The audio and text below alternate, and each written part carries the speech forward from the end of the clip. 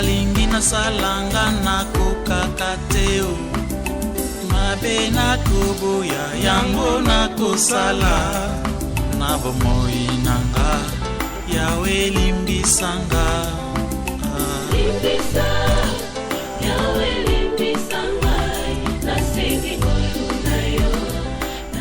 Nous avons commencé avec un thème. Il y a moi, qui la moisson et les ouvriers. Dans le thème, il y a la moisson et les ouvriers. On a fait sortir plusieurs sous-thèmes. Dans le livre à Matthieu, chapitre 9, à partir du verset 35, 36 jusqu'au verset 38.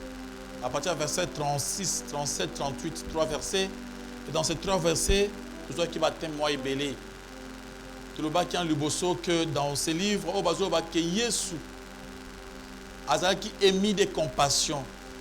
Tant azotala masse. Babi la masse, la population est languissante, est fatiguée, dépassée, est na ba souci makambule keli bango. Yesu atali bango ayoki bango mawa. Après à lobby, la moisson est grande, mais les ouvriers sont peu nombreux. Priez le maître de la moisson pour que atinda ba ouvrier moussous. Tolobaki, pourquoi Jésus-Christ a l'obaki boy? On a trouvé d'abord des grands thèmes qui étaient la motivation et la méthode. Et dans cette motivation, on a trouvé 3 sous-thèmes. La motivation à Jésus-Christ. C'est-à-dire, il était motivé par la compassion, mawa. Il était émis de compassion. Il avait ayokaki mawa, sa compassion. Nde ezaki ko tiré pour amour na batu, pour azala motivé pour faire quelque chose. Et après Tokoloba, il était motivé par la perdition de l'humanité. Il avait que batu oyo azoka mawa, bazana masumu bazomi yebate. Donc masumu déjà ezomi bango na liwa. Il était motivé aussi par la consommation du jugement dernier, consommation de la moisson. Le bas qui consommation de la moisson, c'est une consommation du jugement dernier. Bat oyo calamité jugement ko quitter la bango. Ba ko se trouver en enfer bango nyonso. Alors c'est pourquoi Yesu ayoka kimawa. Alors tout le monde que ceux qui tout chrétien a motivé na ba 3 points oyo par la compassion, par la perdition de l'humanité, motivé par le jugement dernier, à cause ça quelque chose pour sauver les autres. Après, tous les 3 thèmes étaient déjà prêchés. Ceux qui ont landango na ba chaîne, ou landango nyonso. C'est que le lot toke na méthode. La méthode oyo Jésus-Christ a eu pour procéder. Avant que tu avances, Tobi, méthode de Jésus-Christ pour avoir d'ouvriers. La méthode que Jésus-Christ a utilisée pour avoir des ouvriers. Que c'est cette méthode-là que Tokulanda Bissonyos. Parce que c'est lui qui est le chemin. Et avant que ça soit quelque chose, il faut voir comment le maître est en train de le faire. Maintenant, on va adopter sa méthode. C'est cette méthode que nous allons voir aujourd'hui. Alléluia. On est toujours dans le livre de Matthieu chapitre 9, versets 37 et 38.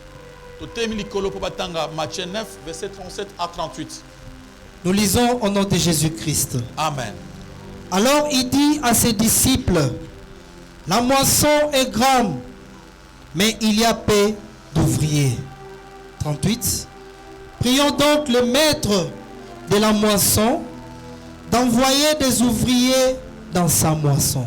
Atali peuple, atali foule, amouniango ezaki languissante, fatiguée, abattue, maramolekeli bango, Yesu azaki atoni sami na mawa. Après alobi, baza lokola bato bazangi berger, bazangi mukambi.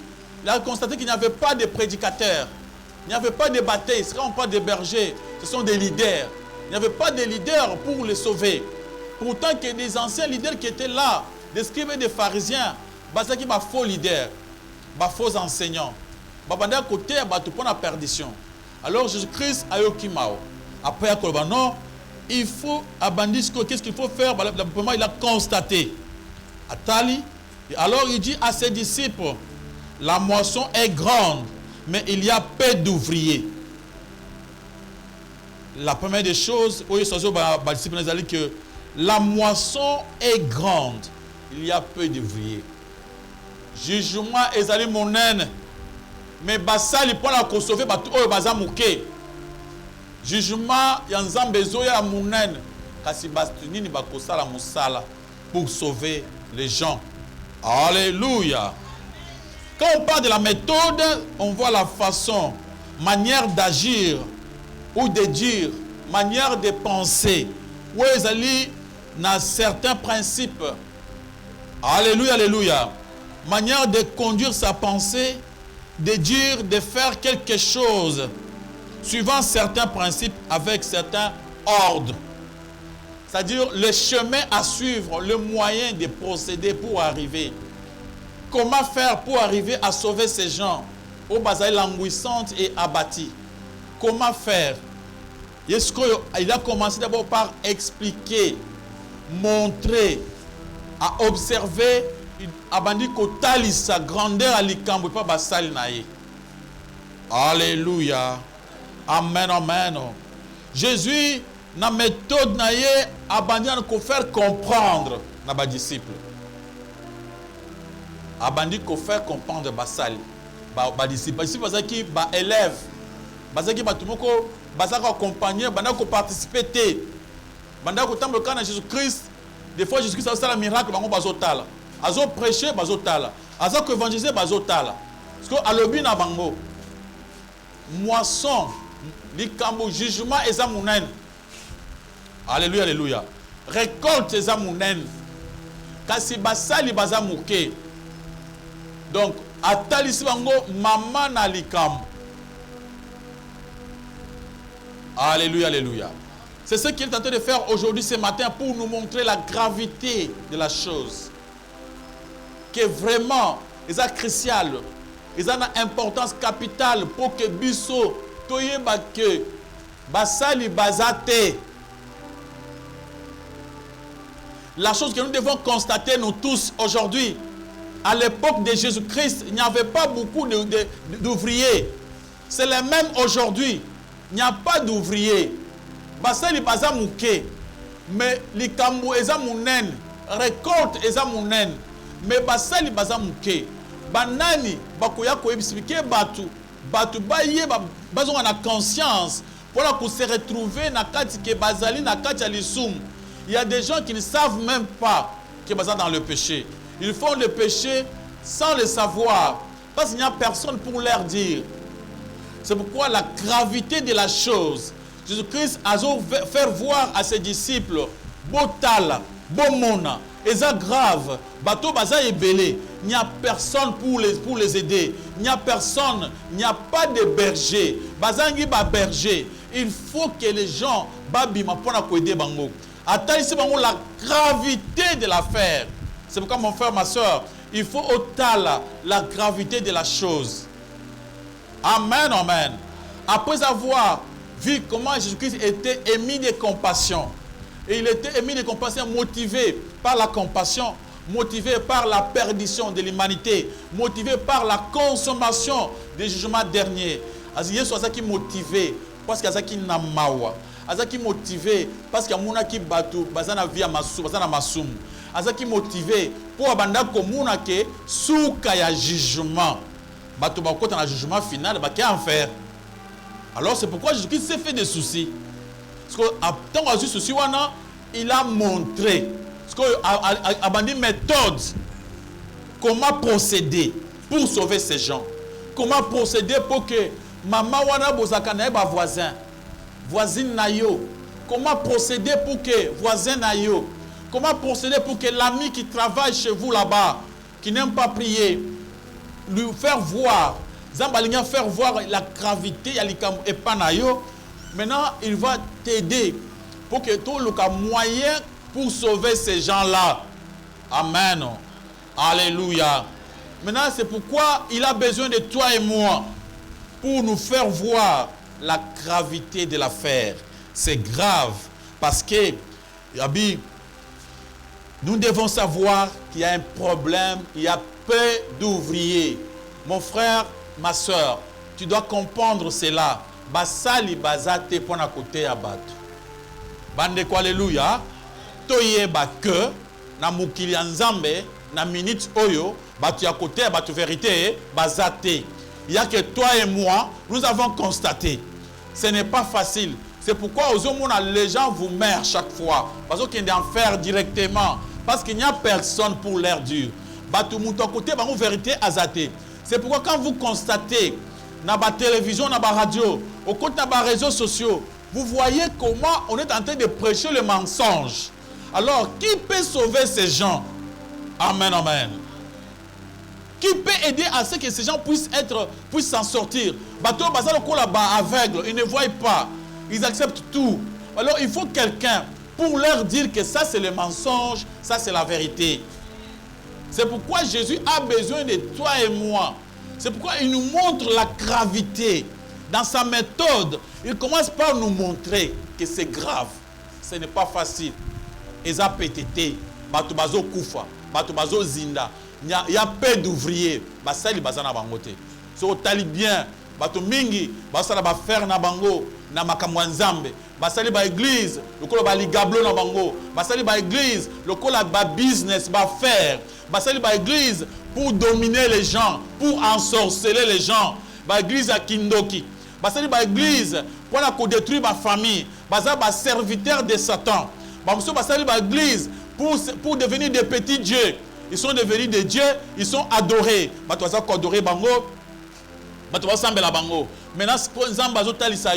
Maintenant, comment sauver ces gens? Ces gens ici iront en enfer. Alors, likambu ezali, jugement nzambe pe ezoya. Mais batu oyo bakukuta na boye. Il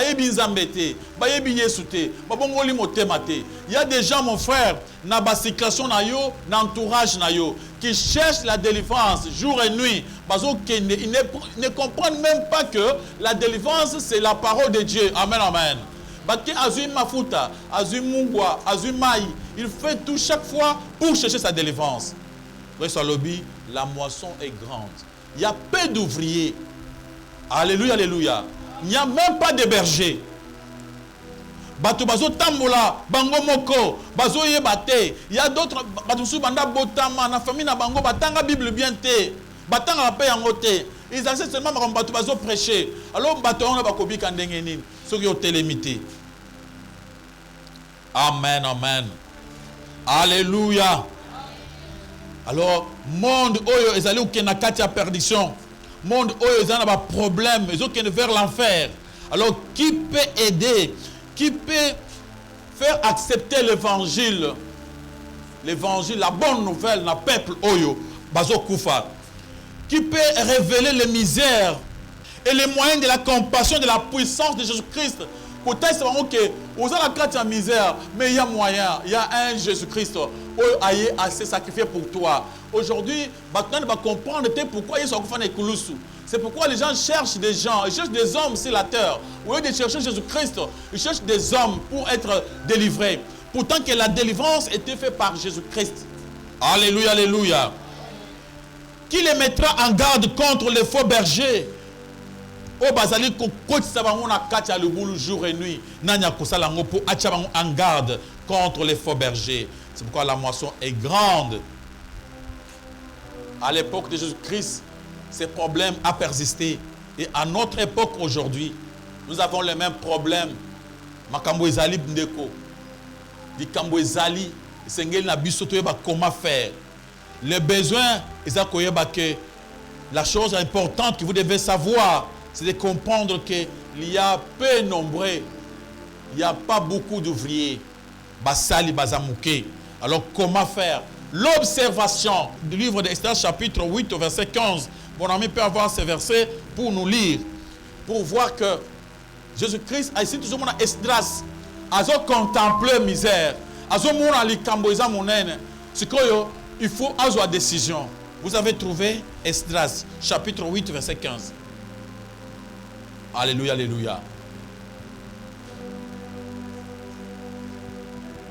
Esdras, chapitre 8, verset 15. Nous lisons au nom de Jésus-Christ. Amen. Je les rassemblai près du fleuve qui coule vers Ava et nous campâmes là 3 jours. J'ai dirigé mon attention sur le peuple et sur les sacrificateurs et je n'ai trouvé là aucun des fils de Lévi. Estras a rassemblé Batu. Quand on a a dirigé Misu, a taïna Katna Bango. Quand on parle des fils de Lévi, c'est eux des pasteurs. Alléluia, alléluia. A taïna Katna Bango, il n'y a aucun des fils de Lévi. Il n'y a pas de leaders. Il n'y a pas de gens qui pouvaient diriger ces gens. Tu peux aussi observer le peuple de ton quartier, la foule dans ton quartier. Ou dans le quartier Nabino, observez Batu. Autant bonanzela comme quelque part, vous observez. Autant est-ce que Batoyo, bazo mi tambouissa, ou bien bazo tambola, bango moko, ou bien c'est le Saint-Esprit qui diriger bango. Parce que le vrai berger c'est le Saint-Esprit. Ou t'as la batterie qui Batoyo, bazo mi tambouissa, bon nyama. Bon mototé. Alors il faut vraiment que Batoyo bazo quelqu'un ou à côté de son zéla pour que balanda. Alors c'est quelqu'un là, c'est toi. Alléluia. Tu peux lire dans le livre de Néhémie chapitre 2 verset 13. Néhémie a inspecté la muraille de Jérusalem avant de commencer la construction. Néhémie a tali muraille, a tali mur de Jérusalem. Abandi ko ça ko inspecter. C'est ce que Jésus nous montre. Alobi na biso azota so mama na likam. Tozo ta la peuple. Tozo mona makambo bazo vivre. Tozo ta la ba TV na biso. Makambo ni bazo teya. Tozo ta la na réseaux sociaux. Bazo teya nini. Tozo tambo na ba quartier. Bazo teya nini. Mateya nini bato bazo teya bato. Tozo tali yango après tu trouves que non, ba teyi bazate. Oh mingi baza ba miyibi ne bazo prêcher. Alors, qu'est-ce que moi je fais pour ça quelque chose? Qu'est-ce que moi j'entends pour que Nakota na musala? Parce que la moisson est grande. Amen, amen. Tu peux observer. Dans la science, avant de tout commencer, on fait l'observation. Jésus-Christ en tant que grand maître, il y a science. Ça veut dire Jésus-Christ est omniscient. Il connaît toutes choses. Alléluia, alléluia. Il nous montre la méthode. Avant de commencer, il faut d'abord inspecter les cas. Observer la situation, se rendre compte, il y a problème, il y a gravité, il y a problème.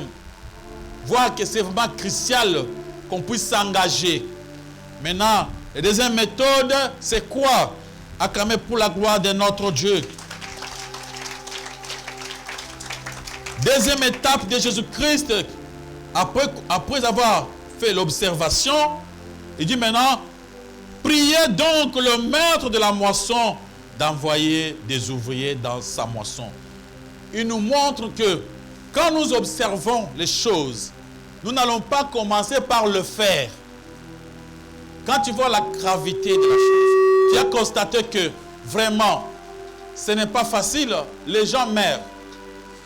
Vous avez vu quand même la situation n'est difficile. Mais vous n'allez pas justement commencer à travailler. Il faut commencer par faire quoi? Priez. Amen, amen. Ne cherchez pas à aller servir Dieu vous seul. Non. Tu ne peux pas aller seul. Non, je vais commencer à prêcher. Ah, bah tu vas ça, boy.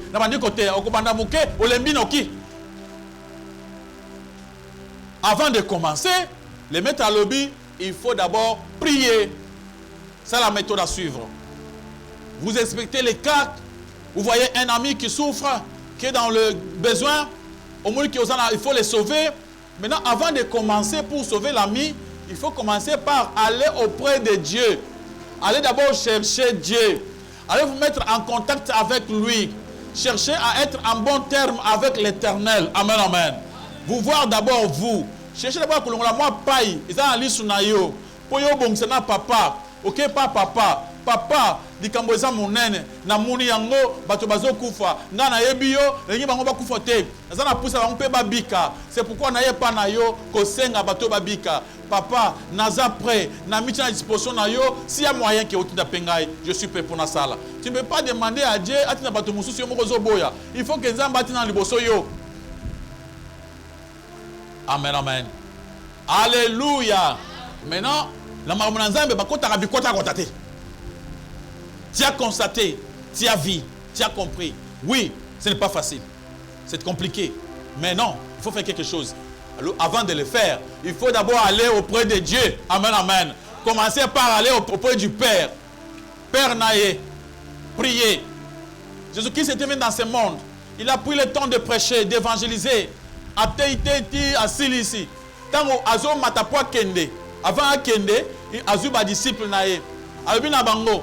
Nazo kende, bino bokotika la côté, mais bote ananute. Amen, amen. Bokende kokota na losambo.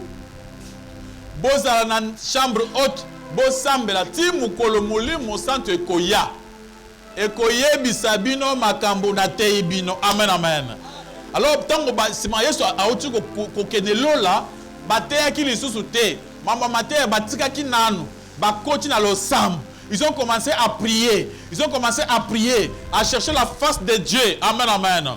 Ils ont demandé à Dieu pour que Nzambe yemoko aya kuvisiter bango. Moment tango ekokaki, Dieu lui-même a tini molimo santo. Tango molimo santo ekiti et koti bango directement, ils ont eu la puissance. Ils ont eu la capacité de commencer à faire quoi? À prêcher. Alléluia. Alléluia. Makambo na Nzambe basaka ngo yo moko te. Iza makambo ya yo te. Iza nani? Ya Nzambe. Bakota bikota kota brrr koti bute. Mukileza na bandoki ya black te so babeti moko pamba okwei musika. Alléluia, alléluia. Ne vous moquez pas na bandoki ya mukili. Oui, mais l'histoire, Moukolomoko apôtre Paul, azo évangélisé, azo prêché, azo bika. Les deux jeunes garçons, les prophètes vont l'habiter. Biso pe to salango. Bake bakuti muntu moko azape na milieu mababi. Eh, yo, to ko be milieu mabe na kat na kombo ya Yesu oyo, Paul wana oyo abenga na wana. Donc bakuta na Nzambe te bake bango moko. Milieu mabe tali bango bi oh. Mais Paul to yebi bien. Yesu bozo ba to yebi Yesu. Mais bino bozo banani. Amen, amen. N'entrez pas brusquement, il faut se préparer pour avant d'entrer. Il faut d'abord commencer par la prière. Si vous n'aimez pas prier, vous ne saurez pas travailler. Alléluia, alléluia. Pour bien travailler dans l'œuvre de Dieu, il faut beaucoup prier. Commencez par la prière. Et tant que vous avez la chambre haute, la prière, c'est par là que Nzambe a coupé sa molimo santo. Tu peux voir ça dans le livre des Actes, chapitre 1, verset 4. Mon frère, il est très important pour attendre dans la partie d'attente. Ils sont crucial, ils ont une valeur. Il faut d'abord attendre, écouter, prier, dire à Dieu, Seigneur, je veux aussi faire quelque chose. Je vais te servir. Mais tu dois d'abord prier. Demander cela à Dieu. Ne le fais pas avec orgueil. Amen. Alléluia. Ezabitumba mukete. So ko chango ngulu ngulu. Ko so ba bru. Okoye bakundiyo. So na biso bitumba to mona kana musala oyo ondi Matteo ba passer tika. Tika. Amen, amen. Il y a des choses, il y a des mystiques, il y a des il y a des choses, des mystères. Au monde, il y a non.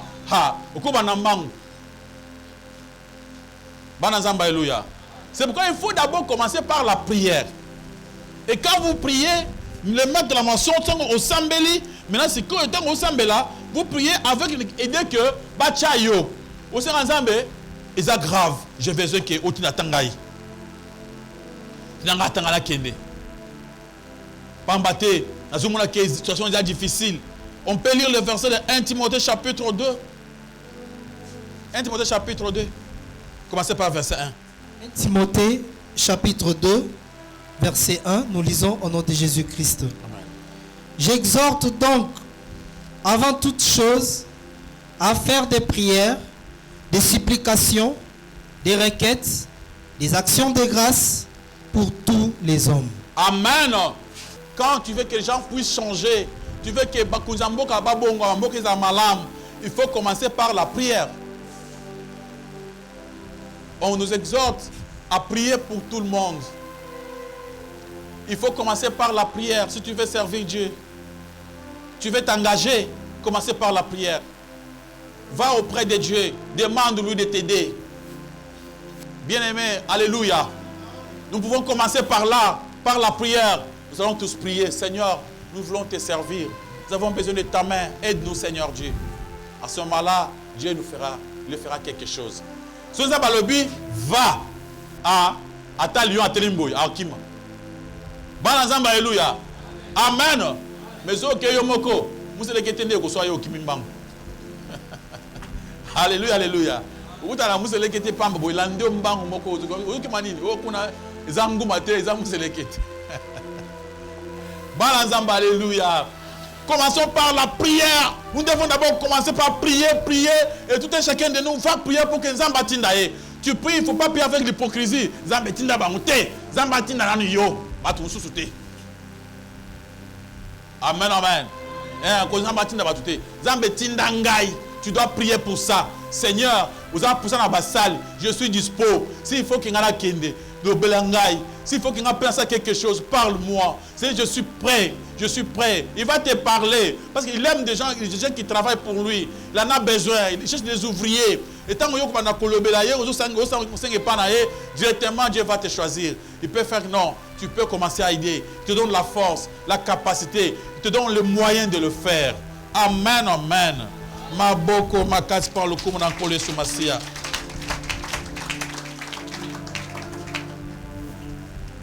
Si on termine dans Matthieu chapitre 10, après ces chapitres, tant toujours maintenant, verset Zolanda, on trouve que Jésus-Christ a eu directement par une capacité à on peut nous lire ces versets au nom de Jésus. Nous lisons au nom de Jésus-Christ. Amen. Puis, ayant appelé ses 12 disciples, il leur donna le pouvoir de chasser les esprits impurs et de guérir toute maladie et toute infirmité. Dans Zambé, après, ils ont prié.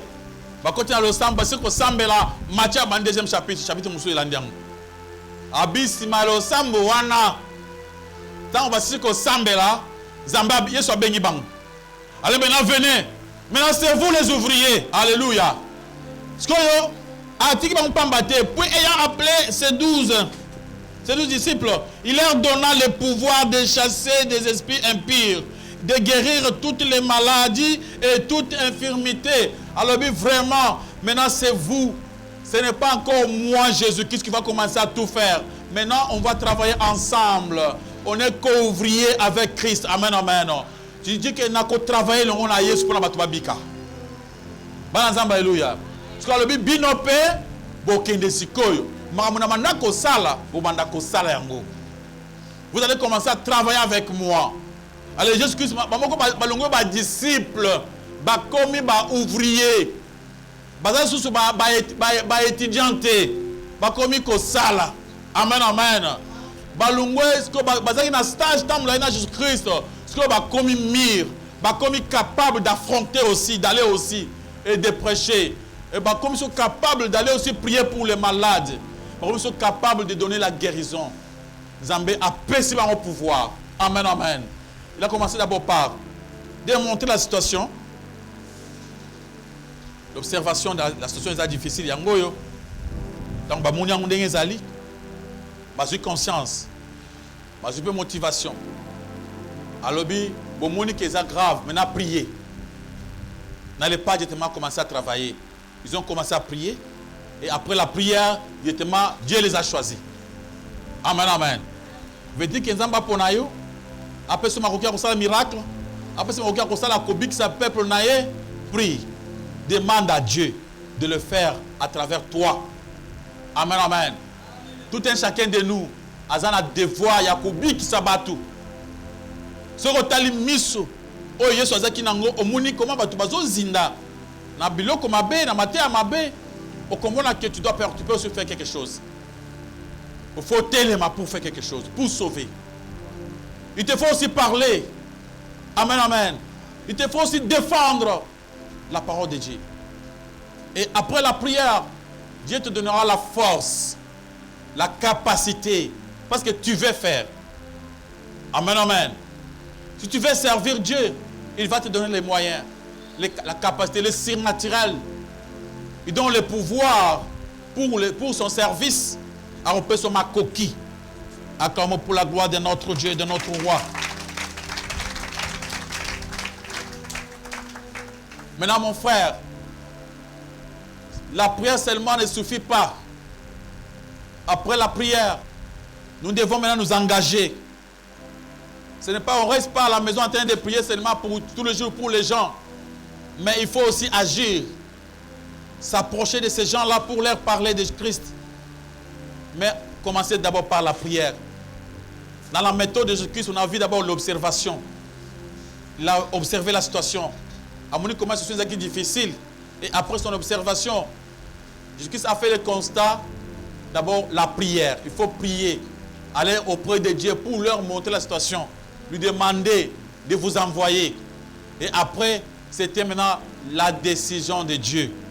Soto koti, dans Mukanda Oyo, il y a chapitre 10 Oyo. Okomona comment et bandaki, comment Jésus-Christ a procédé. A procédé na appel nae. Mon frère, vous pouvez lire dans le verset 2. Verset 2.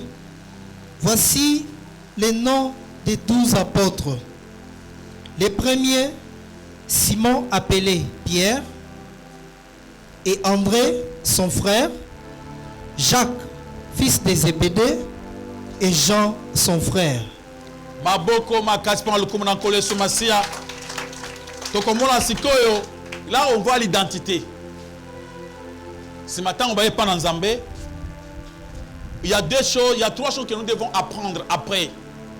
Peut-être pendant la semaine, parce que le jeudi il y aura encore la prédication, ou le dimanche prochain.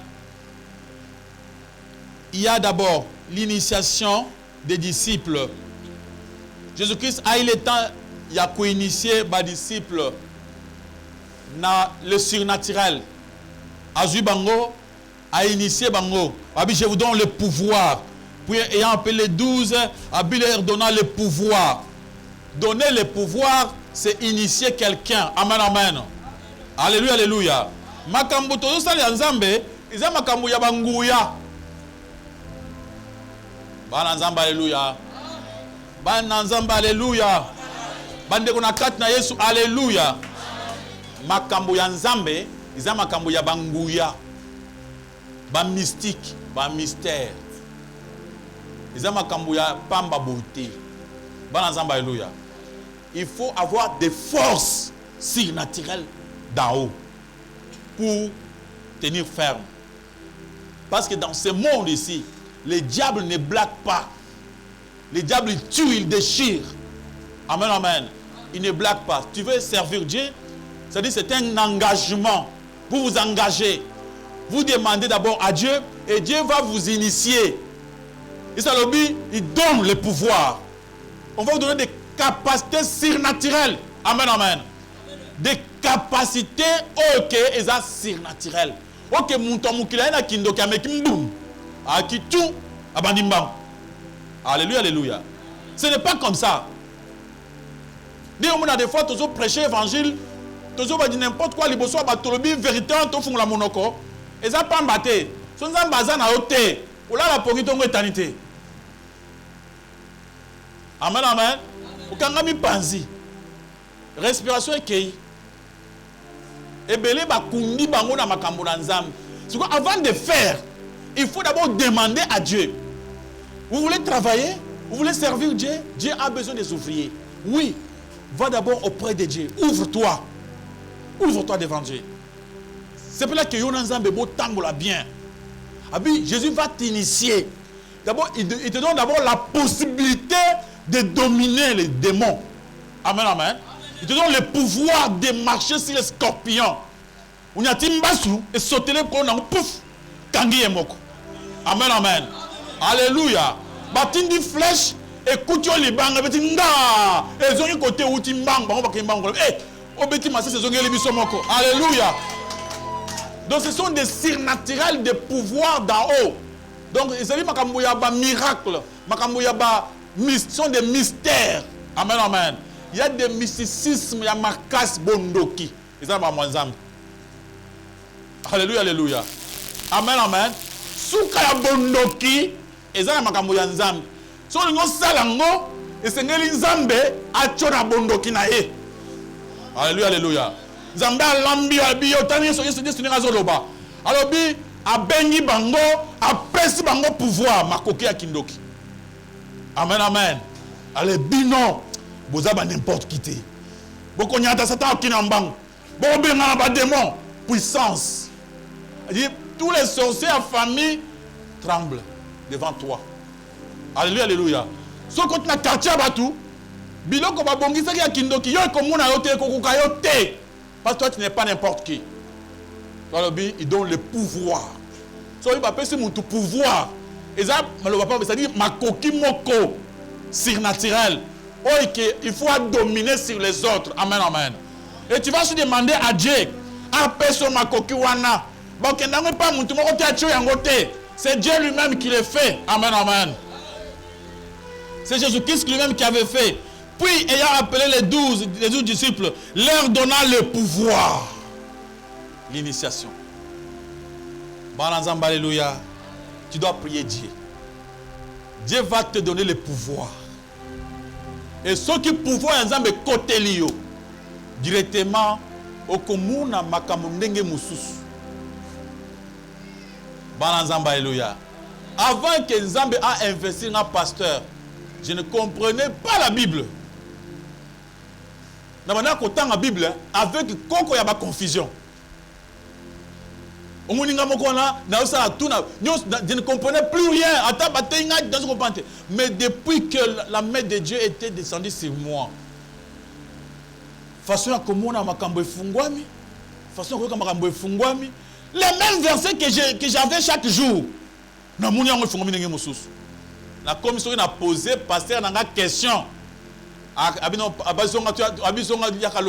ne peut pas répondre à cette question parce que il n'y a pas moyen maintenant à répondre à Kutanaï. Alléluia, alléluia. C'est pourquoi mes frères et sœurs, nous devons prier. Chacun il faut tout s'embêter pendant cette semaine à prière, même à la maison. Si vous avez l'occasion de commander, vous pouvez se réunir dans Ndak. Amen, amen. Vous avez un tout bon de la terre à Biso. Vous commencez par adorer Dieu, vous chantez. Nous voulons que notre maison ait servir Yo. Amen, amen. Tout ça, il y a Moutouté, mais il y a Yonzambe. Et vous priez à Dieu. Nous avons constaté la situation que nous voulons aussi travailler pour toi. Amen, amen. Et Dieu fera quelque chose dans votre famille. Alléluia, alléluia. Et Dieu fera quelque chose. À ce moment-là, Dieu va vous investir le pouvoir, le surnaturel de Dieu. Et directement, bokomi batu mususu. Bandokinde bazoye ba iloko bino bokomi. Amen, amen. Il donne le pouvoir. C'est-à-dire, depuis que le Pétro marchait avec Jésus-Christ, il n'avait pas le pouvoir. Amen, amen. Ils étaient comme des enfants de Dieu, comme tout enfant de Dieu. Mais, pour voir que l'émission, bah, pèse-moi koki mususu. Bouf. Bazaki initié. Alléluia, alléluia. L'initiation. Tout le monde en Jésus-Christ, il y a l'initiation, il y a l'influence divine que leur ministère aura sur le monde. Vous avez le pouvoir. Donnez le pouvoir de chasser les esprits impies et de guérir toute maladie et toute infirmité. Et ça m'a coquille. Pouvoir surnaturel. Ce n'est pas réservé seulement aux pasteurs. Amen, amen. À tous les ouvriers. Les ouvriers, toi et moi, nous sommes tous des ouvriers. Si tu veux servir Dieu, et Dieu va te donner ses pouvoirs. Olingi est comme là yo, comme muto bikamo, muto miracle. Alléluia, alléluia. Muto ozo tambola, ozo dominer, partout au tambola, ozo dominer. Ba dominer oté. Na kindo ka famille, ba komono libanga ba kokate. Au côté partout, ata na mboka nini, ba chaki kindoki na bango, ba ko trembler. Alléluia, alléluia. Et des gens de bâtons mystiques, ils vont essayer, ils vont se dire non, non, non, non, non, il n'est pas n'importe qui. Bazongi sima, batiki, basengi abandon. Parce que toi, tu ne marches pas toi-même. Tu marches avec Christ. Alléluia, alléluia. Et ça le but, je serai avec vous.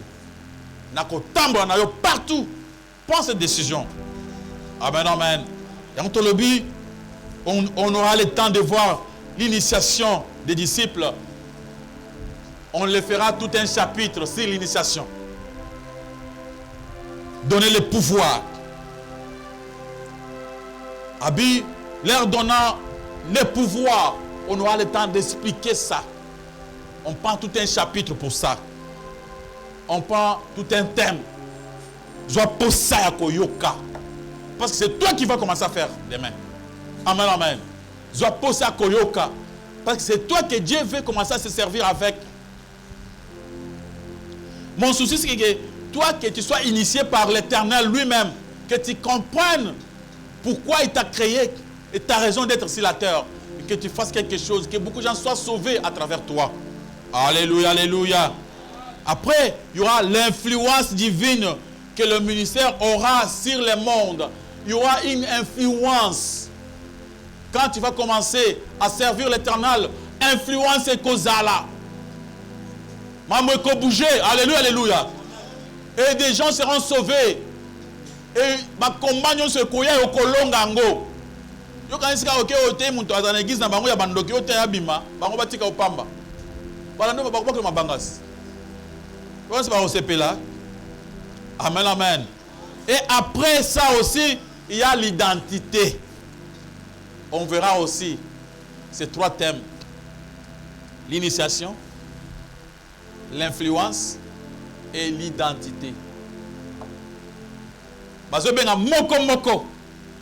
Na yebisa ki o liboso ke mamona nzambe bako tarami balete. Amen, amen. La porte est resserrée, étroite. Tant aux kota ezamouké. Le chemin wana eza chemin amouké. Otambola ezo kanga. Amen, amen. Mamona nzambe ezate ke toke boye toko dibiso to ba famille motoko ta mamona nzambe te. Tu peux venir boye famille mozoka na kati na yabu de bandoki de quoi ba tika. Bato basaka konyo bazana kati tabino. Ona mutu o mibale bakoti. Et c'est privé. C'est quoi Jésus azo benga. Abengi petelo. Petelo ayeye moko. Bayambi petelo pona ayeye moko. On investit petelo. Après babengi Jacques habillé ayeye moko. Chacun à son tour. Amen, amen. Bien qu'ils étaient ensemble avec Jésus-Christ. L'identité. Et on expliquera sur votre identité. Banazamba alléluia. C'est bien calqué à l'identité. Tu dois être identifié par Dieu. Il va te connaître par ton nom. Il va commencer à traiter avec toi. Alléluia, alléluia. Et tu dois le servir. Quand tu le sers, il est avec toi, il te protège, il te connaît par ton nom. Il t'appelle Kingani au Poussane. Il te dit, toi maintenant je t'investis comme ça. Kingani au Poussane à investir. Alléluia, alléluia. Désolé, on va pouvoir, on va t'initier, te donner les choses mystiques, le mystère. Amen, amen. Tu es dans le mysticisme. Amen, amen. Alléluia. Dans un basu Moïse, Ali a initié Moïse. Abina Moïse a tourné. Na okenendengenin, abi ozani na oboko, onazana nzete. Abi chango na se, achena se nzete comme nyoka. Moïse a komukanga o nini, o magie. Abi magie te. Simbango, asimila sima, bopa elongo nyoka ekonomi kan. Abi na simba eloko na tuzana na kan eloko wana. Initiation. Comme par Pharaon, Azun était naïe, achena se, croyant que yemoko muto achaka nzete na se ndende kuma kanyoka. Donc ande kuna bandoki bachaka banzete na se bandaka le kuma banyoka. Tango achena nzete na se, nzete comme nyoka, batu ya Pharaon babi zela muke. Bayena 4 nzete bachena se. Et comme 4 nyoka. Moïse abi mambo ezaboy. Siko bango pe basel banyoka, siko tokosoka wapi? Tango nya banga, zamba biso ko banga te. Nzeta nyoka ya Moïse akei ameli banyoka na 4 bou bou bou bou. Bakoti na kati na ye. Zamba sina Moïse simba nzete na amoko asima pa ezongi nzete nyoka bango sa ni ezindi. C'est-à-dire ameli makasi na bango. Alléluia. Alléluia. bato bakomeka baye na kindoki na bango bameka yo okomona makambo ebangisi yo otelemi omoni bitu belenge banda me yeba ke makasi na yo ekomela ya bango. Alléluia. Makasi ya Nzambe emelaka makasi mususu. C'est-à-dire mokili eza pamba te. Il y a beaucoup de mystiques dans ce monde. Amen, amen. Il y a des mystiques. Le monde, il y a trop de mystiques. Alors, ce qu'on y habite, au côté pamba, ok, andaka bato, au tchabatu maboko. Ce qu'on a attendu, diable ou bien Nzambe. Amen, amen. Et ce qui est ngulu, nde ozo na problème. Boyebi mukolo moko tolobaka to kende ko sambela na hôpital. Maramutomona seri moko na hôpital. Que Dieu bénisse nos mamans. Nos mamans, que Dieu vous bénisse. Basaki action moko munen ba mana biso. Basaki si mo na ba mwa ebele, ba bilamba ba nini, ba kenda ba orphelinat mi balé. Nos mamans, que Dieu vous bénisse. Ils ont fait ça na Katianani. Na mona ki vraiment que Dieu vous bénisse parce que ils ont action moko bien. Ce n'est pas fini. S'il y a d'autres qui n'ont pas fait, vous pouvez le faire. Ce n'est pas compliqué. Amen, amen. Alléluia, alléluia. Mais ça qui m'a bloqué, ça qui est belé, ça qui est ça, orphelin. Il y a des orphelins. Je ne suis pas là pour publier. Alléluia, alléluia.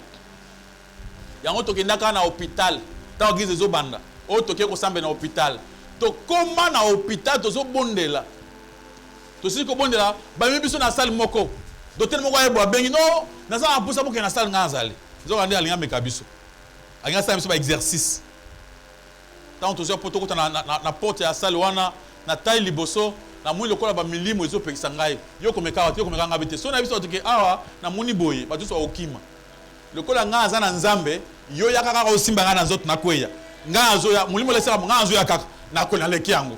Na muni na leki esili. Ah. Abiso na zonga sima wambele. Oh papa akimaki to coach na kacha hôpital to bondeli ba malasa muntu ye moko mutu abengi biso amoko silika c'est-à-dire qu'à instant to koya to kimambanga muntu kimite to koti so akomi na kanda sisi ko sambela to zongi to kimili mozo ba samba yo lokolo o chetembe o cheteti dira o to sala na ndako okukamwa to zonga na ndako to komi na ndako bato nyonso tozaki na bango ba musu bazwaka fimbo na butu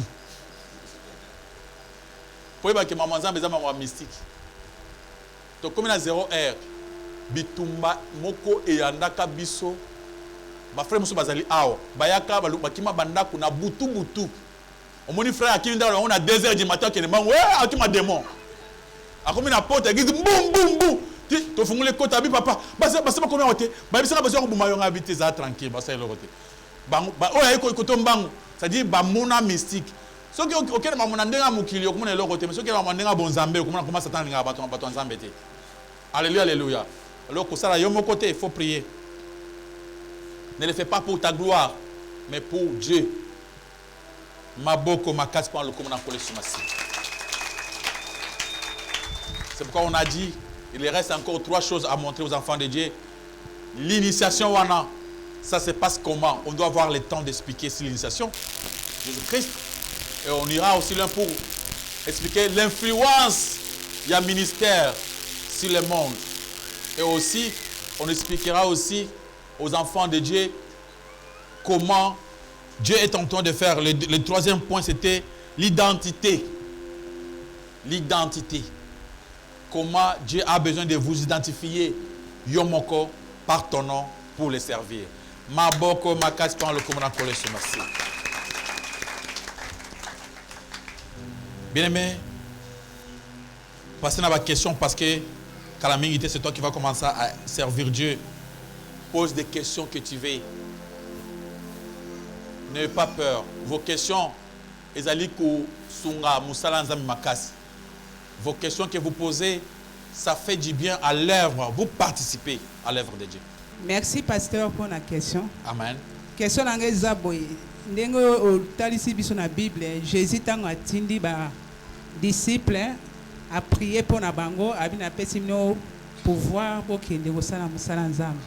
Le peto komo omona ba pasteur ye mpe afandisi bandimi apamboli bango abi na nguya ya nzambe na nga natindi bino bokosala mpe mosala tokomona mpe mutu mosusu akei alobi na nkombo ya nzambe ya papa na ngai etel oyo atindi nga na mission oyo okoloba nini mpo na baacte wana est-ce que un pasteur mpe akoyebisa aconsacre mutu abi napesi yo pouvoir na transmettre okosala mosala nzambe? Merci. badisiple banda kosambela so basambeli nzambe alobeli bango ke botila ngai à part Barnabas na Kingani pour mon service. C'est Dieu qui choisissait les gens. C'est Dieu qui envoyait les gens aux missions. Le pasteur n'a pas azana musala mwa mutute. Mais notre mission c'est quoi? De prêcher l'évangile. Bato Banjimi, ici on demande aux gens de prier. On peut prier ensemble. Si nous prions ensemble, Dieu peut nous révéler. Abikingani, je veux qu'il y ait asala musalabo. Comme hier, le Belaye, le bélier a confirmé, on peut prier aussi ensemble avec lui pour que Nzambe a marché avec lui. Mais celui qui a investi les serviteurs, c'est Dieu lui-même. Alléluia, alléluia. Donc, je vous consacre, et ça est l'autre côté. Dieu, ce qui a poni Moutou a sambeli, Zamba se penaye, il a servir. Le pasteur, il est seulement là pour accepter et conduire et soutenir.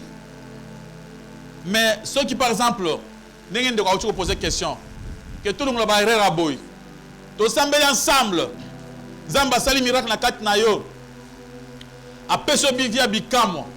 Alors, on va dire je vais prier au nom de Dieu de Papa Richard. Au Bungi déjà, à ce moment-là, tu ne connais pas Dieu, tu deviens un idolâtre. Amen, amen. Nous allons seulement prier au nom de Dieu d'Abraham, Isaac et qui est Jacob. Nous tous, nous sommes des enfants d'Abraham, d'Isaac et Jacob. C'est ce que Dieu a fait de nous spirituellement. Alors, si on est ensemble au nom de Dieu, de votre pasteur, ou bien nazo sambela nanguya oyo passer Richard achaki biso à ce moment comme kindoki. Amen, amen. Et moi je vous parle na surnaturel moko ya nzambe oyo yo moko kutani na ye. Amen, amen. Abi bo sambeli to lobi Yesu yaka wa investir basa na yo. Yesu ye moko a investir mutu. Amen, amen. Yesu ye moko a initier mutu. Ye moko. Moi, je ne peux pas initier quelqu'un. Moi, je peux seulement vous amener la bonne nouvelle. Mais c'est pourquoi tu vas misali ba sur place ya banzambe. Donc là Yesu alobi partez passer musupe asali yango avant dit Yesu asali mugoko abina bango pouf recevez l'esprit le Saint-Esprit pour que nous sala musala la puissance. Passer peu avant de je peux micro asebe. Non, toi tu n'es pas Dieu, tu n'es pas Jésus-Christ. Amen, amen. Donc ça c'est Jésus qui est seul qui peut le faire. Moi j'ai fait mon travail, je suis votre frère, je vous ai prêché l'évangile. Nzamba koko saisir yo asana makamwa minene. Omuna kana ndako na bino ba mo changer. Moi nazobela makasi. Oui, moi nazobela. Ngo tatone. Ah, na boko. Usambile ka muke boye. Maman na yoki bien, papa na yoki bien. Oh. On se poser question. Ah, olobi a te zakara. Kobela pamba eza baje eza normal te. Ah. Oyo so kuti mwana voisin azobela makasi. Toke na hôpital. Ah, tout le monde attend muke hein. Uchi luboko boye esili. Tango yozo cha luboko chaleur ya nzoto ezo sila mbala moko. Tango lungu luboko fièvre esili. Ah. Mais ayo ki bien. Tu peux entrer dans l'hôpital. Na monika tango sambela ya biki. Et puis lobi ah, izaka kap. Non, normal. Peut-être la bande au terre, pas aussi. C'est comme ça que ça commence. Amen, amen. Bah, tu comprends qu'il y a quelque chose de surnaturel qui agit en toi. Amen, amen. Au découvrir, non, naza initié.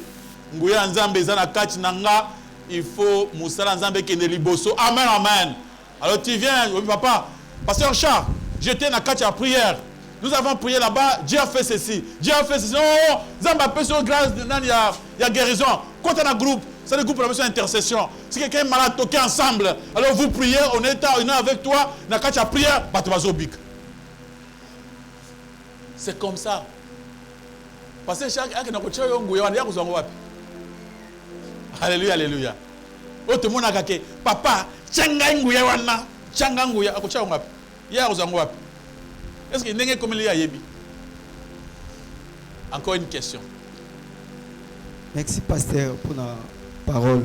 Amen. Pasteur, nanga tuna mutuna nanga ezali ndongo lobi faut pokoma mosali faut kende ko prier. Soko prier ogoye bandenge nini ke nzambe ekomisiko nzambe atindi yo okende obanda musala na ye. Nzambe moko olobela yo to oloba nzela pasteur to oloba ndenge nini po o comprendre. Question mibale ezali mutu ezana batu misusu ponga na wuti na ba église o ezaki pe po nazalaki pe lâche bakoloba fukami sala bosali bantu zalaki bongo pona ebiki ezana bandeko misusu pe batikala na ba comprendre bazaka na kati ya ignorance pe mususu peut-être azo luka moyen bima azo comprendre ponga pe nazalaki bongo anda foxer ko luka bima na o comprendre mabe mais ezana misusu pe bazana na moment ba bazana ba difficulté wana pona ko bima ma o comprendre oebisa bango nini asala nini po abima parce que aza lâche. Merci. Ce n'est pas compliqué. La Bible de Dieu, Dieu parle. Dieu agit. Amen, amen. Dieu, il existe. Il parle facilement. Très facilement. Il va d'abord commencer par vous parler vous-même. Et il va même aller chercher votre pasteur pour lui dire que non, il y a un compagnie déjà. Il y a quelqu'un qui déjà dit bien qui veut travailler avec vous. À convaincre un paix. Il te parle, toi, il te convainc, après il vient me dire. Il peut ne pas te dire, toi, il peut parler à une autre personne du quartier qui ne prie pas avec nous. Qui ne prie même pas. Un païen. Il te voit, oh, bonjour. Là, il a une vision, comme pasteur, au théâtre. Eh, il a une vision, eh, vous avez un pasteur, hein? Non. Oh, non. Non, vous avez pasteur. Et il va commencer, il y aura même des tourments dans la vision. Dieu va te tourmenter. Alléluia. Et ça, il y a à quoi agir, à quoi talisa, à quoi ningisa. Il va chercher pour te convaincre. Puis au sentir sensation. Dieu parle. Dieu parle d'une manière, tantôt d'une autre. Soit le bien en d'autres côtés, à la façon, ou bien tu ne sauras pas. Aujourd'hui, il y a la famille. Il y a oh, papa, je vais la macasse. Tu dois comprendre, tu as le bien moyen zaté. Le bien, comme une souka. Hein? Papa, tu es papa na binos. Tu as ça, le bien qui est moyen, ça a souté. Yo le bien, ah, papa, tu as sambela. Ah, bien, moi, je sambela. Au sambela, boye. Aussi, ce mille bandes, tu n'as pas fait un kit. Banda au sambe na okina komi bien. Ah, obi papa bon ça aventure bien ni. Ba ben ngasi munganga lobi oh. Na koza na sa kerere ya examen hein. Pour na moni ozobela soute. Yo lobi ate. Oyo papa asalingage. Yo moko zo papa saloge. Bana okene. Ozondi maté. Qu'est-ce que pas croiser sur comme sous. Monika pas zamba c'est quelque chose. Vous comprendre naza na sir naturel ya nzambe. Azan a plusieurs façons de parler. Mais ce qui l'empêche, Zara vit à Mabé. Alléluia, alléluia. Dieu est saint. Il marche avec des saints. Alors, s'il y a des choses seulement qui nous poussent à faire reculer Dieu, ils arabes vivent à Mabé. Mais Dieu nous aime beaucoup. Il cherche des gens pour travailler avec. Et deuxième question, comment faire pour sauver les amis? Mais il n'y a pas d'autre moyen à part la prédication, à part l'évangile. Apôtre Paul Lebaki, nous cherchons à convaincre. Abi le kola toyebi que Yesu a koufé libiso na ikulus 2 Corinthiens chapitre 5 verset 11. Donc nous devons convaincre les gens. Parler avec. Quelqu'un qui n'a pas compris, il ne doit pas quitter. Il est encore lié. Il est dans l'obscurité. Il est aveuglé. Il ne comprend pas. Maintenant, c'est pourquoi avant de le faire, il faut d'abord commencer par prier. Dieu peut vous donner seulement une puissance de convaincre les gens. N'a pas de miracle, il y a batobabi qui a maladie. Mais ceux qui ont obéi au solo naïe, on dit, alandio. Le bi, frère, tu as gagné des amis. Le bi, n'a pas de bien. Ça, c'est aussi une puissance. Et ça, c'est naturel. Ce n'est pas facile de convaincre quelqu'un comme ça ou convaincre par mon intimité. Alors, c'est pourquoi il y a des signes naturels de Dieu. Venez maintenant le verset 1. Connaissant donc la crainte du Seigneur, nous cherchons à convaincre les hommes. Dieu nous connaît et j'espère que dans vos consciences, vous nous connaissez aussi. Alléluia. Maintenant, nous pouvons convaincre les gens. Nous allons chercher à parler avec quelqu'un, lui montrer noir sur blanc les dangers. Lui dire que non, ne priez pas ça. Non, ne vous mettez pas à genoux devant les hommes. Lui dire non, c'est la lâcheté. Il te dit non. Pourquoi non, mon frère? Le problème c'est quoi? Vous voulez avoir peur des hommes. Mais vous ne voulez pas respecter Dieu. Dieu ne veut pas que Batouba Fouka me la batte. Ou la qui s'y est. Quelle est la Bible dans le livre à Actes? Où t'as comment Corneille a Fouka me libossu à Pierre. Pierre a boui. Même les anges. Baboui va Fouka me la bango. Mais à combien plus faut te raison ton pasteur? Où t'es au moni passé la biso pour yé azanambon rebelle. Ce n'est pas makambo ya azanambon rebelle. Isa makambo ya nzambe makambo ya lola mbongo bilo apprendre le côté na mokili. Amen, amen. Et vous faites un débat comme ça, sage, intelligent. Et obligatoirement, mon amour, tu vas nous dire. Bon, na frère Mika Pambo Boisa, oui, c'est une idolâtrie. Au PC histoire, il y a un Mardoché. Mardoché a préféré à Koufa qu'à Foukama. Vous voyez la gravité de la chose. Tu ne peux pas te mettre dans Foukama là-bas. C'est-à-dire vous êtes un lâche. Il ne faut pas être lâche dans la chose de Dieu. Tu dois courager. Mon toya ko sarana na conscience. Ou faut comme yomoko na conscience parce que tu as peur. Tu as peur de cet homme-là. C'est un homme de Dieu. Il y a pas monsieur pour l'église na bazar ba voisin na bino. Ce qui a passé na côté na pas on pamba. Tout le monde pas fukami. Donc pas passer la côte. Hein? Donc la nzambe moko boya côte nzamba la kitna le pont na bon. Alors vous allez convaincre, expliquer aux gens, parler avec, créer des débats. Démontrer. Amen, amen. Il y a encore une question. Et ça n'a pas déjà bengi à salelaï. Mais on boit le bique moyen à ça la moussalo ezate pour moussalo ezakana mabaku ebe. Le sort na eko zalandengeni. Il y en a beaucoup bavandawa. Ah on est te vendre boy. Baza we belé. Baboudé. Zame so ata amuna tire bandoto. Aboudé. Makambo na moi il y a un problème hein. Il y a un bâton là bas tout fort hein. Si on va au travail. Makambo si on va passer à Holanda biso, on est passé à ça va makasi. So on est un endroit où tu as au milieu moi secret moi masalaboy. Abandi problème. Madame na zata munjimi pamba. Boya ko yanga makambo pamba pa na nzambe. Je ne sais pas que ça. Alléluia, alléluia. Il y en a beaucoup, baza la carte na biswa, bazo résister, ba boudé. Asuko azoba zamba loba, zamba yebise alobi ndotote, abari doton, abu akima dotoan. Amen, amen. Mais le problème c'est quoi? Moi j'étais aussi parmi ces gens-là. Tant zamba benga pour ça je ne comprenais pas. D'abord, la nation plusieurs fois, comme j'ai bégayé. Je n'avais pas la capacité de bien parler. Je n'avais pas cet art-là de parler. Je parlais avec beaucoup de difficultés, même temps, on a Moukolo. Je craignais Moussala Oyo Kengala Lobaka. Maintenant, chaque fois, Dieu me montrait qu'il y a un mouton qui prêcher. Ataï Singango à convaincre Ngaï. Ayebisi Watu Moussousou, Bayebisi Ngaï. Ataï Singango à convaincre Ngaï. Mais Ngaï, ce qu'on a dit, le coup d'Anzamba, Lingi Boye, il faut que Yemba. Naza Moyembi. Parce que Mouton Mayemba bien. Mais pendant que le ça qui problème. Alors ce qu'on a bandit ce qu'on koyemba na sali groupe musique, tu as koyemba na bagise belé na kisata do kota bagise betu kena koyemba. Zamba elinga na vision. Yo na bengo koyemba te. Yo ozana musala côté ngala bi na yeba la Bible pété. Na ko banda côté ndenge nini. Ne vous posez pas cette question de vous dire que je vais prêcher comment. Dieu sait. Alléluia, alléluia. Vous vous dites, mais vous ne comprenez bien. Bien aimé, vous ne comprenez pas. Zaka zéro.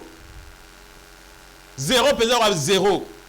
Kotanga même Bible dans ce kotanga ngote. Donc so na matin papa passé à terre biso wana ndenga pe na yebaka. Ndena kanga na koma. Mais à part papa passé à terre biso, nga moko na kena kotanga na Bible pona ko ce verset. Na za bon ngote. Mais après Zambé akina na ngai tant mo ngi comprendre te asuki sanga. Alekisanga na épreuve moko impossible. Bana Nzamba alléluia. Nzambe ha aosuki sayo. Ozo boudé grave. Ngana croisa épreuve moko blackté. Tana vana zo Nzambe na vani bo Nzamba pesa vision. Yo lokola na zo vision mamlanga zo boya, linko sa elanga te. Comme ça je vais t'aider. Yo okubanda kulala ta na église. Moi si on a bana ba kozonga pas moi bokilo ba bavandaka parce que kozasuna eloko to kozanga ta place ya kulala yo. Na oki vision wana na mitali tango wana na tali j'étais nazaki na ba parcelle, j'étais véhiculé. Ce qu'on a se posé question. Ça va se faire comment? Ah mais vraiment on doit na moni. Mandoto mususu ils ont place à kobima. Ngai. Nazana parcelle. Si j'avais des parcelles, je me dis moi j'ai des parcelles. Je suis véhiculé. Dans ma voiture. On me dit que azongi pas maman bokilo. Ngai, na na l'église. Ça va se faire comment? Quand nazo bisa madame nanga, nazo bisa ta ndoto na moni. Za fo ndoto. Tozo kama na ndoto, Nzamba lobi muntu asaka nanga, je vais lui montrer ça tout de suite là. Tongo etanika boy muke téléphone nanga il est grand. Tanga benga téléphone. Na bi téléphone boy. Un de mes locataires. Tanga benga lobi papa, na yeba kite ko za muntu motema beboy. Ngabi quoi? Yebisa un problème. Abana ko tomboka bi yebisanga likambo. Alobi déguerpissement. Ngabi nini? Babi lopango oteka kala. Mikanda na ndengo signé. Tozana na minute l'état azuboka biso biloko libanda comment toi ozali bayer yanen oteke lopango. Il va nous dire ça. Ngabi wana baza ba locataire bateka ba magasin. Ngabi je ne comprends pas. Vous dites quoi, Abi? Je ne comprends pas. C'est le nom de la police qui gagne. On est venu pour faire la dégraissement de ta parcelle. Cette parcelle, tu l'as déjà vendue depuis tel endroit. C'est une telle personne. On a vu toutes les signatures, les actes corrects. On a vérifié tout. Quand on a vu, c'est quoi? On a tout une question. Téléphone, monsieur Lingra. Ouais, le pan, monsieur. Ça, moi, j'ai vécu. Madame Azawana a dit comment komaka. Tant on a vu le même jour, s'il vous plaît. On a vu téléphone. Allô? Oh, c'est toi, monsieur Kingani? Oui, c'est moi. C'est M. Richard Kingani. Ok. Oui, monsieur, nous avons un problème ici. Tu as un peu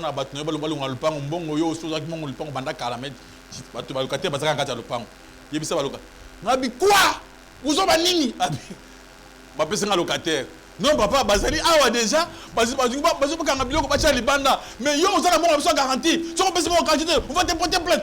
Non, je ne connais pas, je dis non, ferme. Vous allez boy. Téléphone est 4. Hein? Mais c'est grave. C'est grave. Madame, au menu, quand je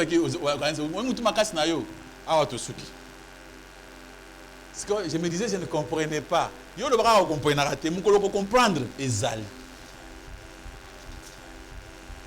Et tant on a vendu, quand le pain on te vendu, on a dit coco. Mon toit de le pain. Bonjour monsieur. Ah bonjour. Toi tu es qui? Dans le binga za moi na ko le pain. Abi. Yo za moi na ye. Yo za moi na Richard abi nga moi na ye. Abi oui. Ton père, cette parcelle est à moi.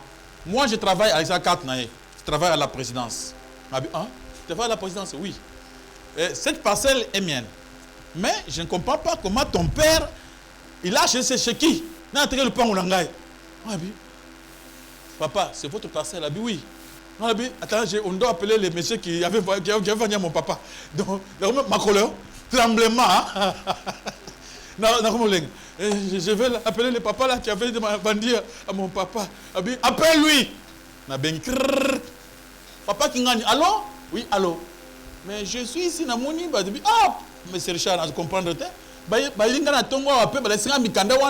je ne comprends pas. C'est pourquoi on a dit mais je ne comprends pas, moi aussi je ne comprends pas. Oh, mais c'est vrai, oui, moi aussi je ne comprends pas, c'est vrai, mais comment il a eu ce document là où?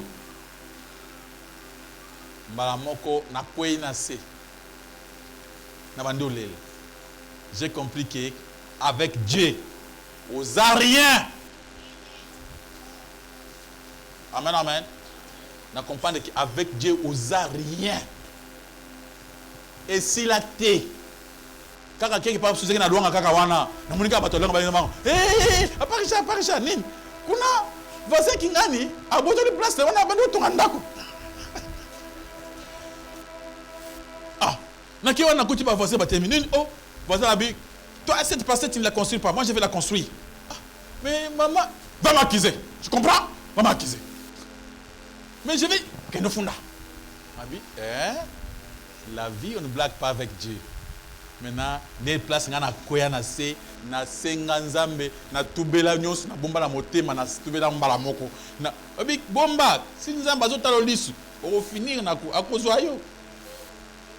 C'est pourquoi moi je crains beaucoup Dieu. On ne blague pas avec Dieu. Alléluia, alléluia. Nzamba ko matisa yo. Akoko ko finir yo mukolo moko osili. Otamwe na sakna na mwasa na nzela oyo kingani na sakna na nzela tambula na kuzo pasta na lawa tete uzamutabila kimabe amen amen. C'est pourquoi question maman Déborah Touni ceux qui ont katia aux intéressés kangana no motema okoyoka yoka ngana no motema kote bokosuka na nzambe ha nzamba suki saka batu mingi baza pe ba mona ko nzamba sala ba et avant apinion na lola si so alingio obi so alingio yo akotika hote akochoka manzaka osabu ya chini nzaka makasi ango itali boko nzambe tio linzaka iza fasini alléluia alléluia oui na banyabi ke belé bazawa basi ba santa makamwana mais bakanga motema basaka na te po Dieu ne blague pas. Il y a encore une question. Oui, merci beaucoup pasteur pour la parole. Amen.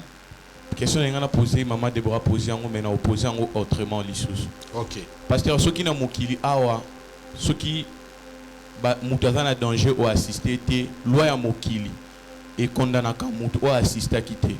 Si que peut pasteur, est-ce que peut na mokolo ya suka na jugement final mutu oyo peut-être azape lelo awa ayoki mate ayo te a observer pe amoni ki batwa na danger mais azo continuer toujours à résister.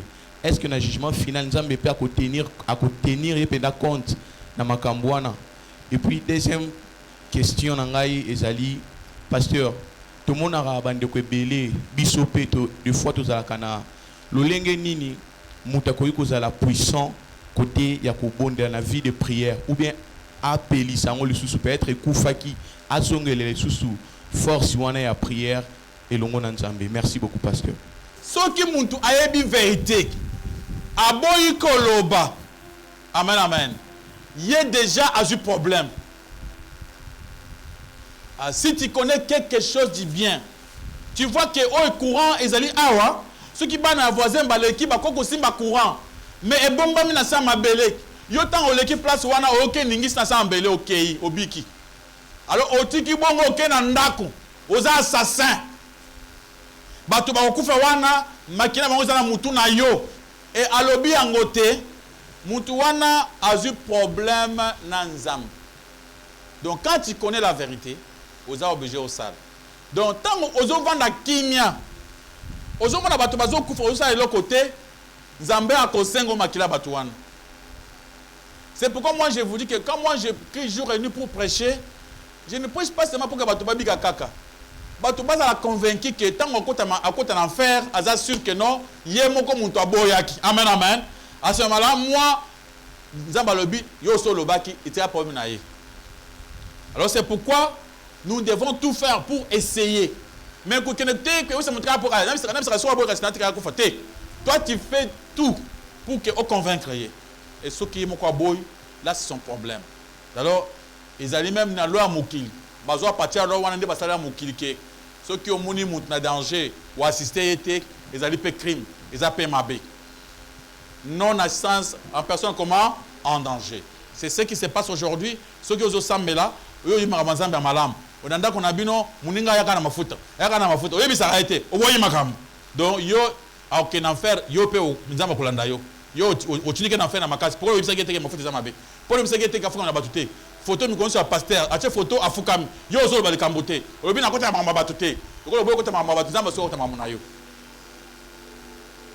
Deuxième question. Prière. Comment avoir la force de la prière? Les amis, alléluia. Les choses de Dieu s'exercent.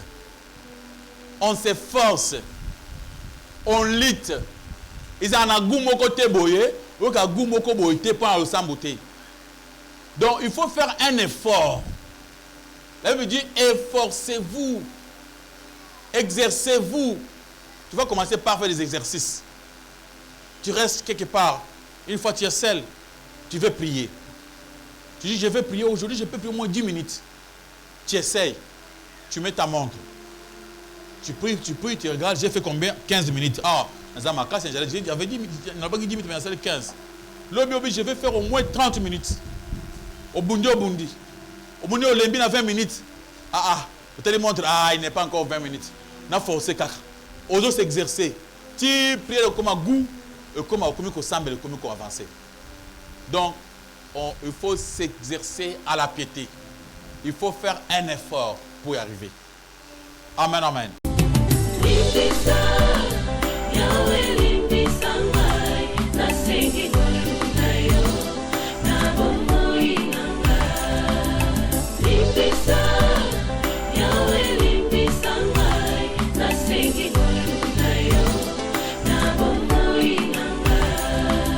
Malamu nalingi na salanga na kokakateo mabe na kubuya yango na kosala na bomoi nanga yawe limbisanga limbisa